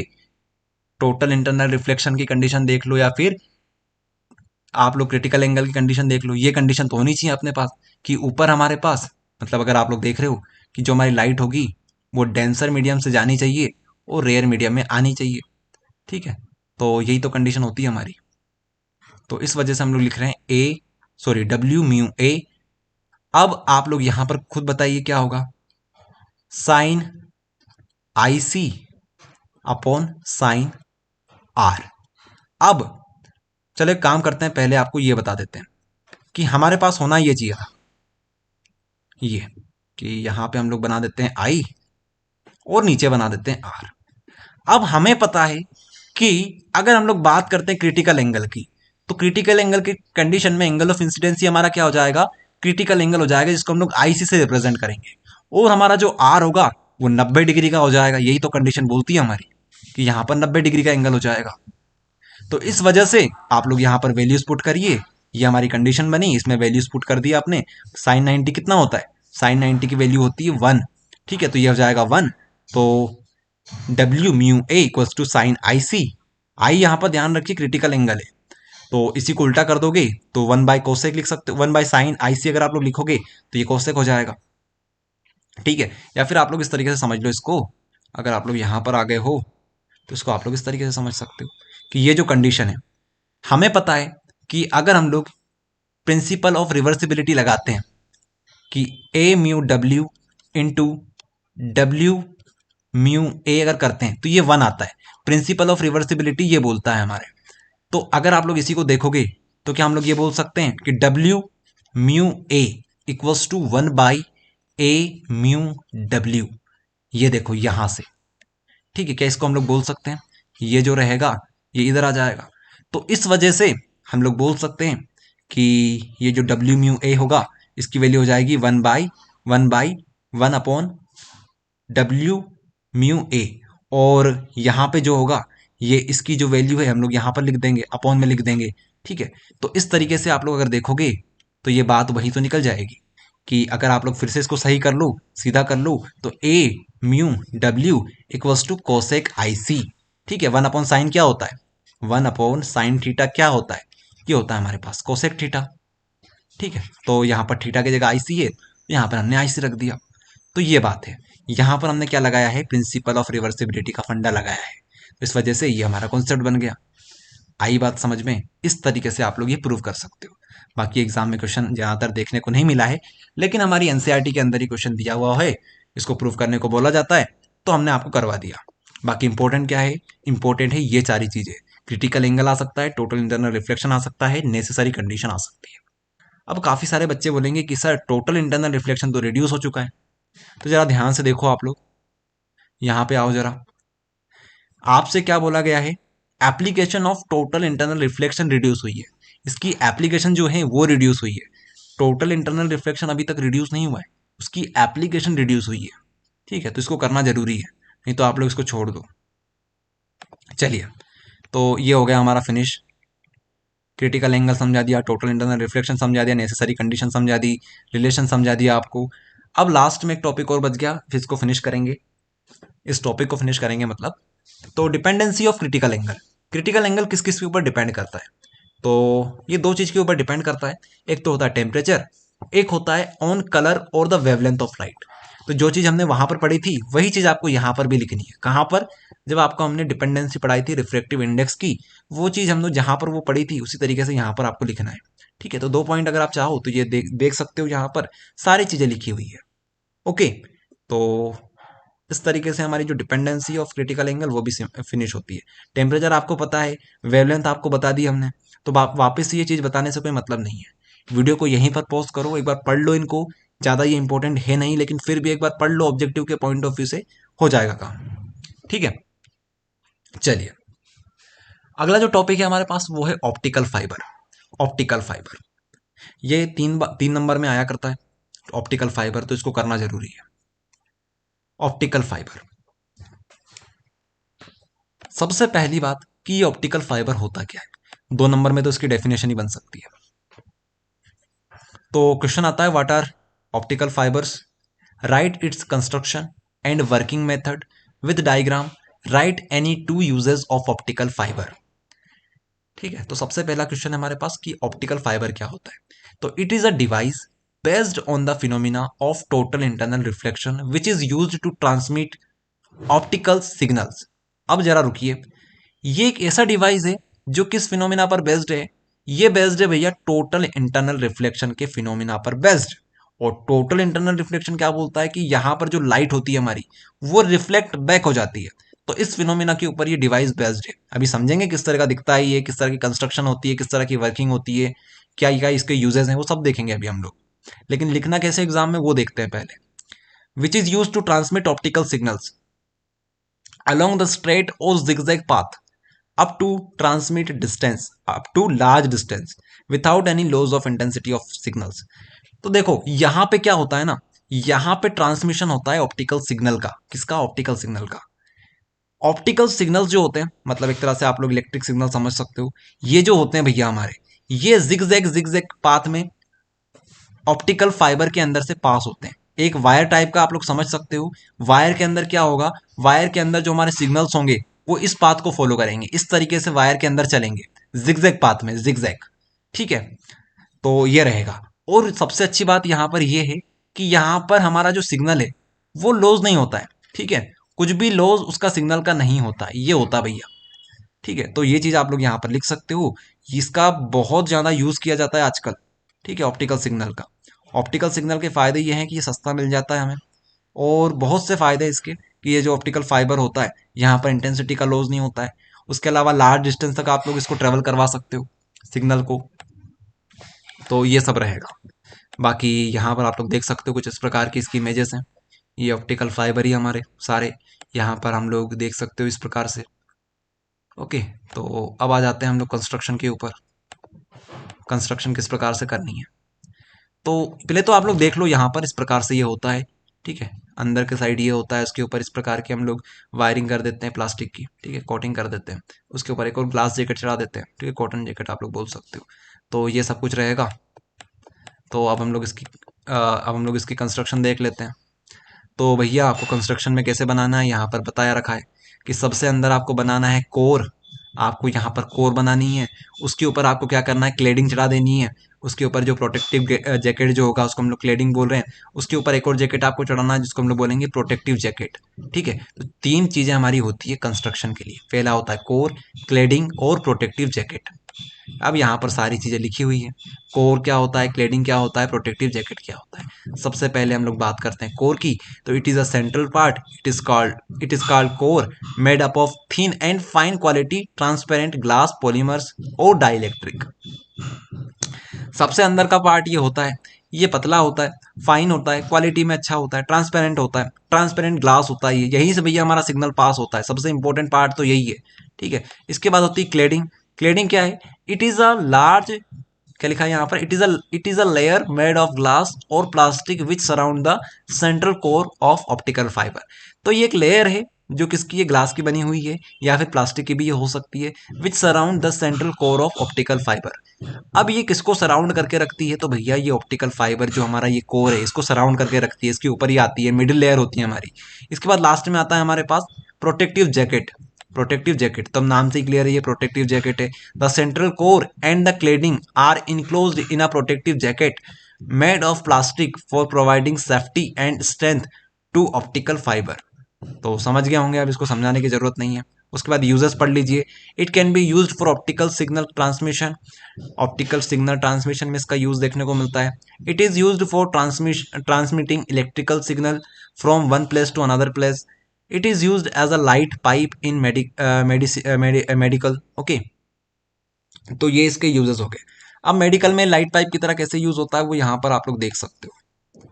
थोड़ा सा इसको जूम कर देते हैं। ठीक है, लास्ट पॉइंट जो हमारा था ना, it is used as a light pipe in medical, तो यहाँ पर ये लिखा हुआ है। ये इस प्रकार से लाइट पाइप होते हैं। अगर हमें कुछ ऑपरेशन वगैरह करना होता है तो अंदर की जो चीज़ें होती है अगर आपको नहीं दिख रही क्लियर तरीके से तो आप लोग इस लाइट पाइप का यूज़ कर सकते हो।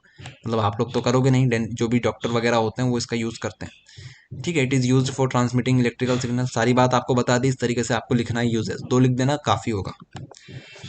चलिए, तो ये पार्ट भी हमारा होता है भैया कंप्लीट। थ्योरी था तो इसलिए हमने इसमें ज़्यादा लोड लिया नहीं। सारी चीज़ आप लोग पढ़ सकते हो। वैसे पढ़ के हमने आपको सारी चीज़ सुना दी है।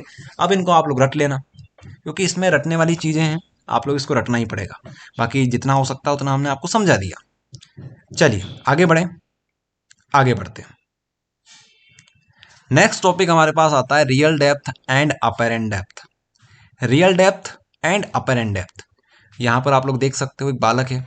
बालक क्या देख रहा है भैया? पानी में देख रहा है। पानी में मछली है, एक मछली है, दो मछली नहीं है, एक ही मछली है। तो रियल फिश कहां पर है? रियल फिश यहां पर है, ठीक है। रियल फिश यहां पर है, लेकिन उसको दिखाई कहां पर दे रही है? वो जो फिश की पोजीशन है वो यहां पर है, लेकिन उसको कहां पर दिखाई दे रही है? उसको ये फिश यहां पर दिखाई दे रही है, ठीक है। यहां पर ये फिश उसको दिखाई दे रही है। तो सरफेस से, वाटर सरफेस से फिश तक की दूरी को हम लोग बोलेंगे रियल डेप्थ, ये हमारी रियल डेप्थ है।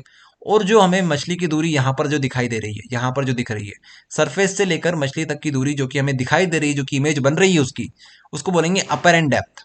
उसको क्या बोलेंगे? Apparent depth. तो यही होता है, अगर आप लोग पानी के अंदर किसी चीज को देखते हो तो वो थोड़ी सी ऊपर उठी हुई आपको नजर आती है, ठीक है, ऊपर उठी हुई नजर आती है, और ये फिनोमिना ही कहलाता है आपका real depth and apparent depth. Okay, तो अपेरेंट डेप्थ क्या हो जाएगी?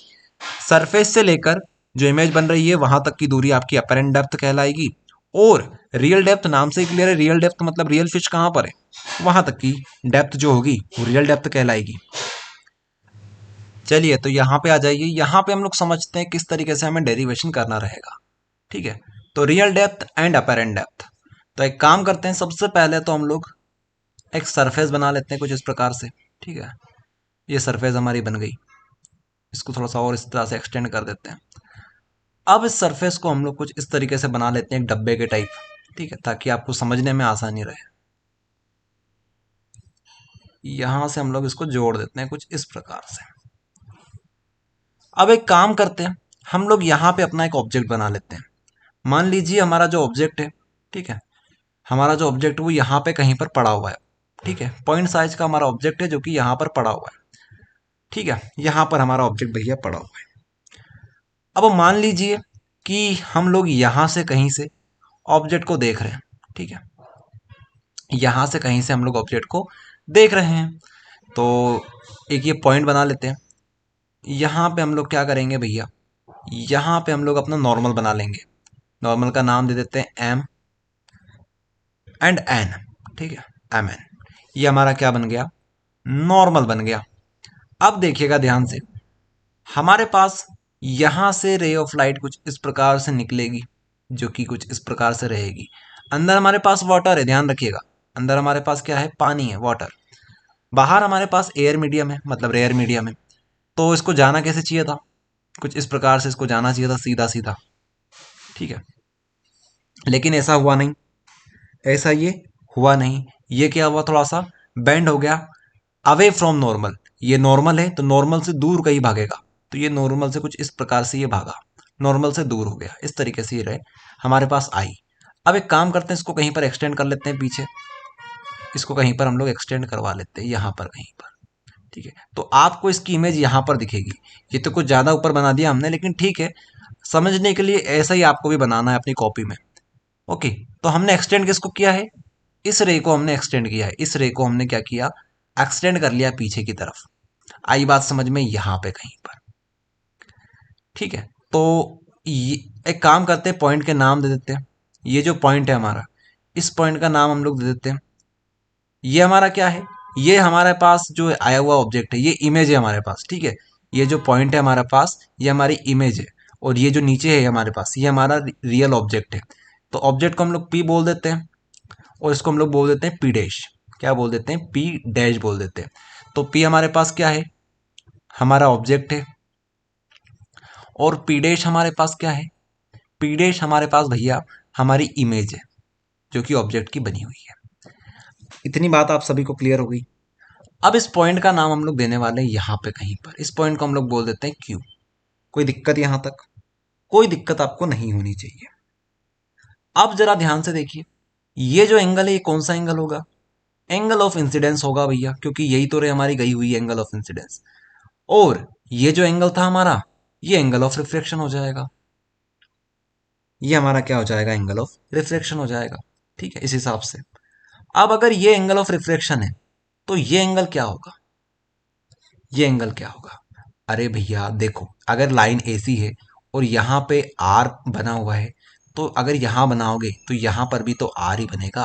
तो यही तो आपने किया, इस लाइन को हमने एक्सटेंड किया था, इसी लाइन के ऊपर हमने यहाँ पर बना दिया, तो ये भी हमारा क्या रहेगा, आर रहेगा। ठीक है, इसको हमने एक्सटेंड किया है। ये डायग्राम में आपको ऐसा लग नहीं रहा होगा, लेकिन अगर आप लोग इसको स्केल से बनाओगे तो आपको पता चलेगा कि इसको हमने एक्सटेंड किया है। तो यहाँ पर आर, तो यहाँ पर आर। अब ये आर है, तो यहाँ पे एंगल क्या बनेगा, ऐसा ऐसा और ऐसा। ये एंगल हमारे पास क्या बनेगा, इतना इतना एंगल। जरा सोच के बताइए। ये भी आर बनेगा, ये भी क्या बनेगा, आर बनेगा। कैसे बनेगा जरा देखिए आप लोग। यहां पर आपको जेड बनता हुआ नजर आ रहा है। इसको यहां से थोड़ा सा ऐसा करते हैं, आपको इस प्रकार से जेड बनता हुआ नजर आएगा, कुछ इस प्रकार से। तो अगर ये एंगल हमारा आर है तो ये एंगल भी तो आर होगा। अल्टरनेट इंटीरियर एंगल की प्रॉपर्टी लगा दी हमने यहाँ पर। आई बात समझ में, तो ये आर तो ये भी आर हो गया। इस तरीके से जेड बनता हुआ नजर आ रहा है, और जब भी जेड बने तो समझ जाइएगा कि एंगल ये और ये बराबर होता है। इतनी बात तो हमें सारी क्लियर हो गई, यहां तक तो कोई दिक्कत नहीं था। अब डेरिवेशन में आगे क्या है वो देखेंगे हम लोग। ठीक है, इसको क्लीन कर लेते हैं, इसको क्लीन कर लेते हैं, इसको क्लीन कर लेते हैं। यहां से क्लीन हो जाए, ये क्लीन हो जाएगा हमारा। फिर से पेंसिल हमारी ले लेते हैं भैया। ठीक है, ये जो चीज आपको बताई समझ में आ रही है। इसको हम लोग लाइन खींच लेते हैं यहाँ पर कुछ इस प्रकार से। अब देखिए, यहां से सरफेस है और यहां से यहां तक की हाइट, ये हमारी क्या है, रियल हाइट है, रियल डेप्थ है, जिसको हम लोग एच बना देते हैं। एक काम करते हैं, अच्छे से बनाते हैं एच को। ये हमारा एच है। ठीक है, ये हमारा क्या रहेगा, पूरा एच रहेगा। ठीक है, क्यू से लेके पी तक की दूरी हमारी एच रहेगी। लेकिन अगर हम बात करें क्यू से लेके पी डैश तक की दूरी क्या कहलाएगी, यहां से लेके पी डैश तक की दूरी हमारी क्या कहलाएगी। आप चाहो तो इधर जगह छोड़ देना लेफ्ट साइड में, ताकि आप लोग यहीं पर लिख दो। हमने यहाँ पर जगह छोड़ी नहीं है, तो हम लोग यहाँ पर नहीं लिख पा रहे हैं, लेकिन कोई दिक्कत नहीं, यहाँ लिख देंगे, क्या है उसमें। ये हमारी एच डैश हो जाएगी। एच डैश हमारे पास क्या है, अपेरेंट डेप्थ है हमारे पास, अपेरेंट डेप्थ। तो अगर हमें रिलेशन चाहिए रियल डेप्थ और अपेरेंट डेप्थ के बीच में, तो हम लोग क्या करेंगे, हम लोग एक डी बना देते हैं। डी हमारे पास है रिलेशन, ये क्या बताएगा, एच माइनस एच डैश। कि अगर आप लोग पूरे में से इस एच डैश को माइनस कर देते हो, तो आपके पास इतनी इतनी दूरी आ जाएगी। मतलब इतनी इतना अंतर पड़ रहा है। ठीक है, इतना अंतर आपको देखने को मिलेगा, इतना अंतर आपको देखने को मिलेगा रियल इमेज में और अपेरेंट इमेज में। इतना अंतर आपको देखने को मिलेगा, जो कि हम लोग डी बोल रहे हैं। यही अंतर है, ये अंतर है कि इतना अंतर आपको देखने को मिला। कितना उठा हुआ है आपका ऑब्जेक्ट, कितना ऊपर उठा हुआ है ये बताएगा। इन दोनों का अंतर निकाल लो, ये पता चल जाएगा आपको। ठीक है, चलिए, तो जो चीज आपको बतानी थी बता दी। अब हम लोग क्या करेंगे आगे, वो समझने वाली बात है। हमारे पास फॉर्मूला क्या होता है, म्यू। ठीक है, म्यू का फॉर्मूला क्या बनेगा हमारा, म्यू हम लोग किसकी बात करेंगे, एयर की बात करेंगे विथ रिस्पेक्ट टू वाटर, क्योंकि वाटर हमारा यहाँ पर है और एयर हमारा बाहर है। तो बाहर को हम लोग ये लिखते हैं, अंदर वाले को ये लिखते हैं। ठीक है, तो ये हमारा बनता है साइन आई अपॉन साइन आर।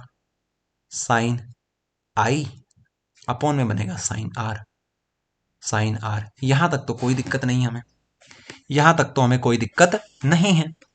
अब बात करते हैं साइन आई की और साइन आर की। अगर आपको अंतर चाहिए, मतलब आपको ये चाहिए एच और एच डैश। ठीक है, एच और एच डैश में आपको इसको कन्वर्ट करना है, तो आपको यहां पर लगेंगे दो ट्रायंगल। आपको लगेंगे भैया क्या, दो ट्रायंगल्स यूज करने पड़ेंगे। समझाते हैं आपको क्या कहना चाहते हैं हम। देखिए, अगर आप लोग ट्रायंगल यहां पर इसको पॉइंट को बोल देते हैं ओ पॉइंट, यहां से पेंसिल यूज कर लेते हैं, इस पॉइंट को हम लोग ओ पॉइंट बोल देते हैं, कोई दिक्कत। तो हमारे पास एक ट्रायंगल बनता हुआ नजर आ रहा है पी ओ क्यू का, और एक पॉइंट हमारे पास बन रहा है पी डैश ओ क्यू का। ये दो ट्रायंगल हमारे पास बनते हुए नजर आ रहे हैं। अब इन दोनों ट्रायंगल की मदद से हम लोग क्या करेंगे, साइन आई की वैल्यू और साइन आर की वैल्यू फाइंड करेंगे, और यहां पर इनकी वैल्यू रख देंगे। मतलब क्या हुआ, जैसे हम लोग पहले इस ट्रायंगल की बात करते, देखिए यहां पे हम लोग डायरेक्ट लिखने वाले हैं। इसके जो नोट्स हैं बिल्कुल थ्योरी के साथ वो आपको दिखा देंगे, तो आप लोग वहां पर देख लेना। लेकिन यहां पर आप लोग डायरेक्ट समझो। ओके, तो triangle P O Q and triangle P dash O Q. तो पी ओ क्यू जरा देखो आप लोग, पी ओ क्यू। ठीक है, तो क्या आप लोग यहां से साइन आई की वैल्यू निकाल सकते हो, यहां से क्या आप लोग साइन आई की वैल्यू निकाल सकते हो, बताइए। अगर यहां पे आई बना, तो क्या यहां पर भी आई बनेगा, बिल्कुल बनेगा। ये भी तो जेड बन रहा है, ऐसा उल्टा करके देखो ना, ये जेड बन रहा है, तो यहां पे साइन आई आएगा। तो अगर आप लोग ट्रायंगल लेते हो पी ओ क्यू, तो यहां से आप लोग साइन आई की वैल्यू निकाल सकते हो। साइन क्या होता है, साइन थीटा क्या होता है, परपेंडिकुलर अपॉन हाइपोटेनियस, पीएच होता है ना, अरे यही तो होता है पीएच, परपेंडिकुलर अपॉन हाइपोटेनियस, यही तो होता है sine theta. PH BH PV, Pandit Badri Prasad Hari Hari बोल, इस तरह से हम लोग याद करते थे। तो साइन आई हो जाएगा पीएच। तो यहाँ पे जो परपेंडिकुलर हमारा होगा वो देखो आप लोग, परपेंडिकुलर हमारा होगा ओ क्यू। ओ क्यू हमारा परपेंडिकुलर होगा, ये तो हमारा हाइपोटेनियस है, ये हमारा ओ क्यू जो रहेगा वो हमारा क्या रहेगा, ये रहेगा परपेंडिकुलर। और हाइपोटेनियस क्या बनेगा वो देखो आप लोग, ओपी। ओपी हमारा क्या बनेगा, हाइपोटेनियस बनेगा। अब ये बात हो गई हमारी ओपी एंड ओक्यू। अब साइन आर आप लोग कहाँ से निकालोगे, साइन आर आप लोग यूज करोगे ये वाला ट्रायंगल, ठीक है, triangle P dash O Q. तो triangle P dash O Q में आप लोग ध्यान से देखोगे तो यहाँ पर भी वही करना है आपको। सबसे पहले तो आप लोग देखो परपेंडिकुलर, जो कि हमारा ओ क्यू यहाँ पर भी रहेगा। उसके बाद हाइपोटेनियस क्या बनेगा, ओ पी डैश। तो ओ पी डैश आपने यहाँ पर लिख दिया, O P dash, O P dash, ठीक है। ये इक्वेशन 1, इक्वेशन 2 ये हमारे पास आ गई, ठीक है, ये हमारे पास आ गई। अब आगे क्या, अब आगे क्या वो समझते हैं हम लोग। इतनी जो बातें आपको बताइए, यहाँ तक कोई डाउट परेशानी हो तो बताइए, पर कैसे बताओगे आप लोग। सब कुछ आपको समझ में आ गया, कुछ नहीं किया यार हमने, ज्यादा कुछ नहीं किया है, बस यही जो किया हमने वो यहाँ पर हमने लिख दिया। अब जरा देखिए, अगर आपको ये चाहिए तो क्या हम लोग इन दोनों की वैल्यू यहाँ पे रख सकते हैं, बिल्कुल रख सकते हैं। तो हम लोग एक काम करते हैं, यहाँ से कलर ले लेते हैं ये वाला, ठीक है। पहले तो हमें यहाँ से सिलेक्ट करना पड़ेगा, अब यहाँ से पेन यूज कर लेते हैं, ठीक है, ये वाला पेन यूज कर लेते हैं। क्या हो रहा है ये, ओके। तो देखिएगा आप लोग, यहाँ पर हम लोग क्या करेंगे, अब वैल्यू पुट करेंगे यहाँ पर, डब्ल्यू म्यू ए, यहाँ पे आ जाएगा साइन आई क्या है हमारे पास, ओ क्यू अपॉन में ओ पी, फिर अपॉन में आ जाएगा ओ क्यू, अपॉन में आ जाएगा ओ पी डैश। तो क्या ये और ये कैंसिल हो जाएगा और हमारे पास क्या बचेगा, ओ पी डैश ऊपर आ जाएगा, ओ पी नीचे आ जाएगा। ये कंडीशन हमारे पास बनी।